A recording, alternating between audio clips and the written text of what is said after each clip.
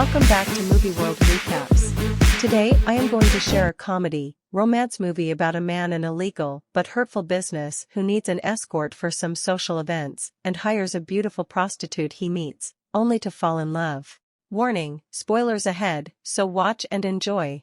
Edward Lewis is a very successful and wealthy lawyer. He hires Vivian Ward, a beautiful and unlikely prostitute from Sunset Boulevard, to go with him to different business events. The two of them start to feel attracted to each other, and Edward finds it harder and harder to let the friendly and contagious Vivian go. Edward Lewis breaks up with his girlfriend because she doesn't want to be at his beck and call at a fancy party that his business partner Philip Stuckey is throwing. He then takes off in Stuckey's Lotus. He gets lost and stops in the middle of Hollywood Boulevard to ask Vivian Ward for directions. She gives him the money, gets in, and drives him to his hotel in Beverly Hills. On a whim, he invites her to his penthouse suite and pays her to stay all night, even though she seems uncomfortable at first.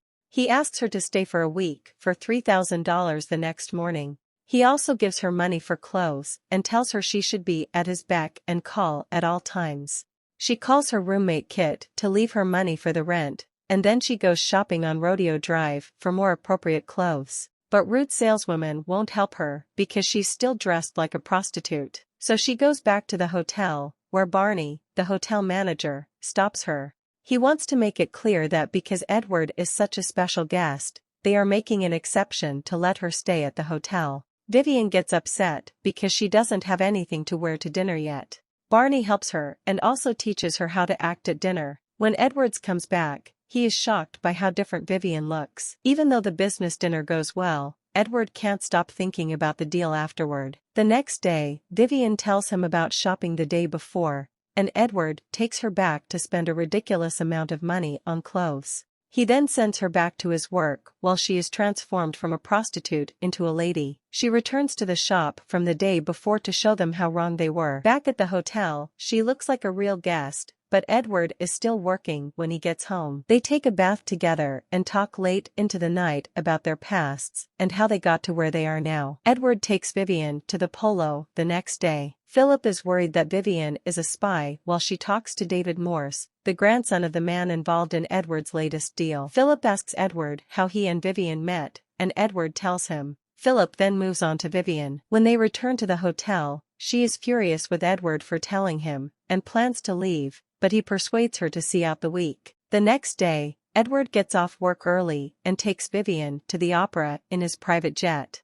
She clearly is moved by the music, and says, "If I forget to tell you later, I had a wonderful time tonight." When they get back to the hotel, he falls asleep while she is getting ready for bed. This is the first time we've seen this happen. She kisses him on the lips, which she doesn't do with clients, and they make love as partners, not as client and hooker. During breakfast, Edward offers to get her an apartment so he can keep seeing her, but she feels insulted and says this is not the fairy tale she wants. He then goes to work without taking care of the problem. When Kit comes to the hotel, he sees that she likes him, but she says she doesn't. Edward meets Morse just as the deal is about to be made, but he changes his mind at the last second. When he was with Vivian, he saw that there was another way to live and work, which was to take time off and enjoy life. Rather than just making money, he wants to make things. Philip is so angry that he goes to the hotel. There is Vivian, and he blames her for changing Edward. He goes back to her, hits her,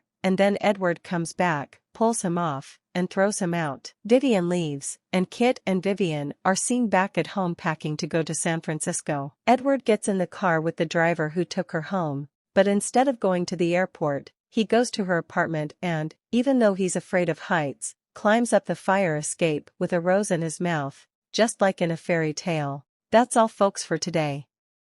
I hope you like it. Please subscribe to our channel for more content like this and hit on the like button to help us out. You can also leave a comment below if you want us to recap your favorite movie. Until next time.